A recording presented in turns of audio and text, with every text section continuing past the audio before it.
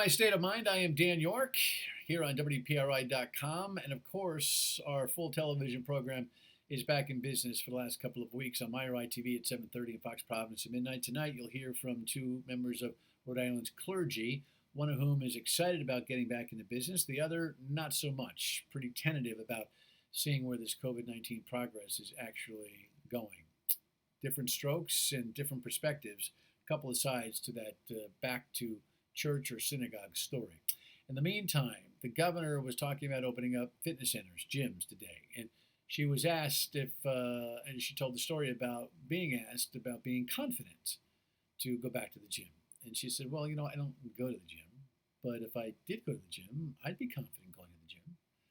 Uh, okay, I'd rather hear from people who go to the gyms. I belong to 3 gyms, not because I have any physical prowess, but because it takes away my excuses for not working out. They're all closed, so we're making do otherwise. But I know that my gym's going to have to make some significant changes in order to comply with social distancing standards, which include 14 feet, not 6, but 14 feet between machines like treadmills and the machine I'm missing, the Stepmaster, unless you're wearing a mask, and then it's a little bit better. But I got to tell you, I don't feel like 40 minutes heating up in a mask. So there's going to be some work to do. And I just hope and pray that the gyms have been able to offer the bottom up information about how they can do it right, that the hairstylists and the salons really didn't get a chance to do.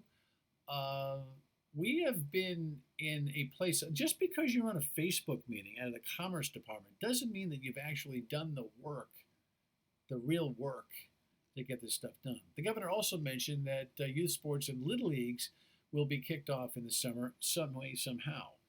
I hope they're seeking out that clinical information, that diligence that the volunteer little league officials have put in to make sure that they've got the notes.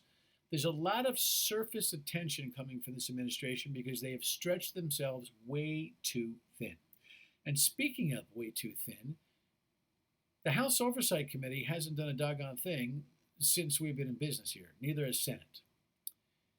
One little stinking task force from the Senate and House leadership that reviewed the finances of COVID-19 federal funding once is all the legislature has formally done, along with, I think, a finance committee once.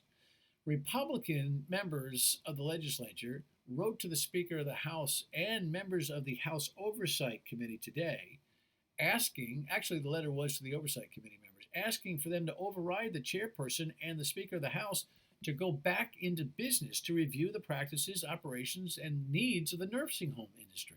We have a very high rate of fatality in the nursing home industry, and Governor Raimondo is flying solo in this whole thing, and the legislature has completely abdicated its responsibility, hiding behind this emergency crisis situation that we've got. Enough! We're heading into phase 2 of living. Can we head into phase 1 of governing? We have 3 branches of government, not 1. It's outrageous. The Speaker of the House, in response to their query today, said the following. The House and Senate, I'm reading, the House and Senate leadership teams decided weeks ago that they would take a uniform approach to oversight during the public health crisis, forming a joint task force, including the chair of the House Oversight Committee, that held a hearing and will continue to meet. We're not going to duplicate efforts. The House and Senate leadership teams have been in constant communication with our nursing homes. It's not appropriate to play politics, particularly at a time when nursing homes are working so diligently to save the lives of our most vulnerable populations. That, ladies and gentlemen, is a crock of manure. The oversight that could be done would help the nursing homes attend, would point to the cash flow problems and resource problems that they have, would highlight that some of the checks that are still due from the UHIP debacle, remember that, still have not come due to the nursing homes. This is not a House Republican attack on nursing homes. This is a full throttle investigation as to how we've had the results at nursing homes and how can we make it better in case we've got a second wave. There are tsunami horror stories that nursing homes should be telling to this legislature about what they didn't have to fight the battles. The politics is not being played by the House Republicans. And by the way, I don't carry the House Republicans' water very often. The politics is being played by the Democratic leadership, which is hidden under a desk somewhere. Disgraceful. And the governor who just is all good with it because she's all by herself. Just the way she likes it. Wash your hands. Don't touch your face. Wear your masks. We'll talk to you tomorrow on the radio at 3 until 6 on WPRI.